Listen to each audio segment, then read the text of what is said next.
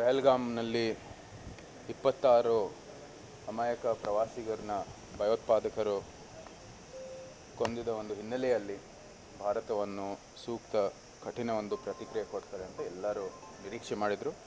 ಅದೇ ಅಂತೆ ರಾತ್ರಿ ಭಾರತದ ಒಂದು ಆರ್ಮ್ಡ್ ಫೋರ್ಸಸ್ಸು ಒಂದು ವಾಯುದಾಳಿಯನ್ನು ಭಯೋತ್ಪಾದಕರ ಒಂದು ಶಿಬಿರದ ಮೇಲೆ ನಿಖರವಾದ ನಿರ್ದಿಷ್ಟವಾಗಿ ಭಯೋತ್ಪಾದಕರ ಶಿಬಿರ ಮೇಲೆ ಈ ದಾಳಿಯನ್ನು ಮಾಡಿದ್ದಾರೆ. ಈ ಸುದ್ದಿ ಬಹುಶಃ ಎಲ್ಲರಿಗೂ ಗೊತ್ತಿದೆ. ನಾವು ಭಾರತ ಒಂದು ಸೂಕ್ತ ಪ್ರತಿಕ್ರಿಯೆ ಕೊಟ್ಟಿದೆ ಮತ್ತು ಭಯೋತ್ಪಾದನೆಯನ್ನು ನಾವು ಯಾವತ್ತೂ ಅದಕ್ಕೆ ಅವಕಾಶವನ್ನು ಕೊಡಬೇಕಾಗಿಲ್ಲ ಅಂತ ಒಂದು ಸೂಕ್ತ ಒಂದು ಉತ್ತರವನ್ನು ಕೊಟ್ಟಿದ್ದಾರೆ. ವಿಶ್ವಕ್ಕೆ ಇದು ಲಾಭ ಆಗೋದು ಯಾಕಂದರೆ ಭಯೋತ್ಪಾದನೆಯಿಂದ ಯಾರಿಗೂ ಕೂಡ ಲಾಭ ಆಗೋದಿಲ್ಲ. ಇಂಥ ಭಯೋತ್ಪಾದಕರು ನಾವು ಇಡೀ ಒಂದು ಏನು ವಿಶ್ವದ ಮುಖ್ಯ ನಾವು ಕ್ಲಿಯರ್ ಮಾಡಬೇಕಾಗಿರೋದಂತೂ ಅತಿ ಅವಶ್ಯ.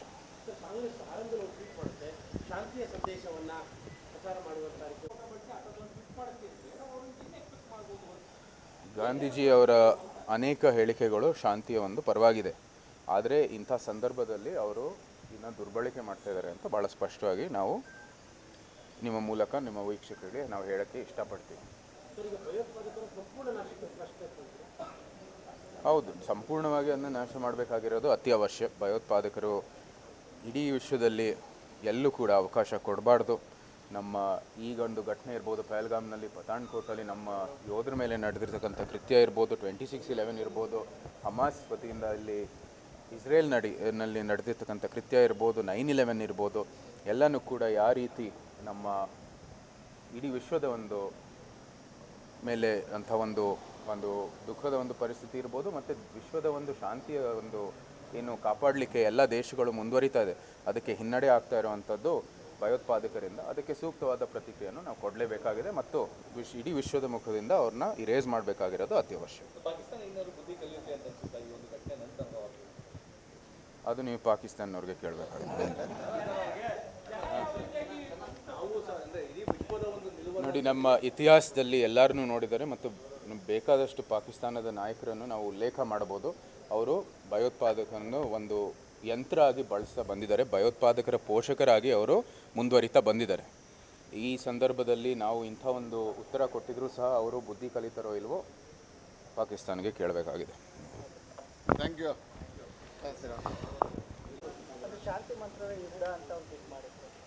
ಶಾಂತಿಗೆ ಒಂದು ಸಮಯ ಇರುತ್ತೆ.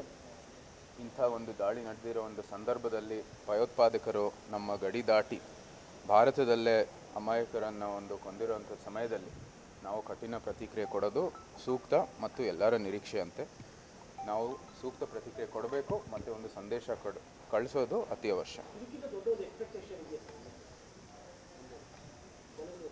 ಸೂಕ್ತ ಪ್ರತಿಕ್ರಿಯೆಯನ್ನು ನಾವು ಕೊಡಲೇಬೇಕಾಗಿದೆ. ಭವಿಷ್ಯದಲ್ಲೂ ಸಹ ಇಂಥ ಒಂದು ಕೃತ್ಯಗಳು ನಡೆದರೆ ನಾವು ಸೂಕ್ತ ಪ್ರತಿಕ್ರಿಯೆಗಳು ಕೊಡ್ತಾ ಇರ್ತೀವಿ.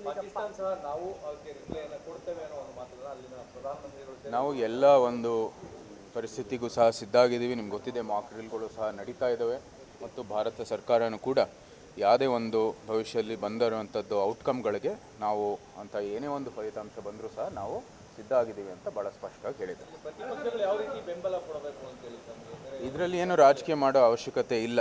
ಎಲ್ಲರೂ ಪಹಲ್ಗಾಮ್ನಲ್ಲಿ ನಡೆದಿರ್ತಕ್ಕಂಥ ಕೃತ್ಯವನ್ನು ನೋಡಿದರೆ ಸಮಸ್ತ ಭಾರತೀಯರಿಗೆ ದುಃಖವನ್ನು ಉಂಟು ಮಾಡಿದೆ ಮತ್ತು ಒಂದು ರೀತಿ ಆಕ್ರೋಶನೂ ಕೂಡ ನಮ್ಮೆಲ್ಲರಲ್ಲೂ ಒಂದು ರೀತಿ ಉಂಟಾಗಿದೆ ಅಂತ ಹೇಳಿದ್ರೆ ತಪ್ಪಾಗಲ್ಲ.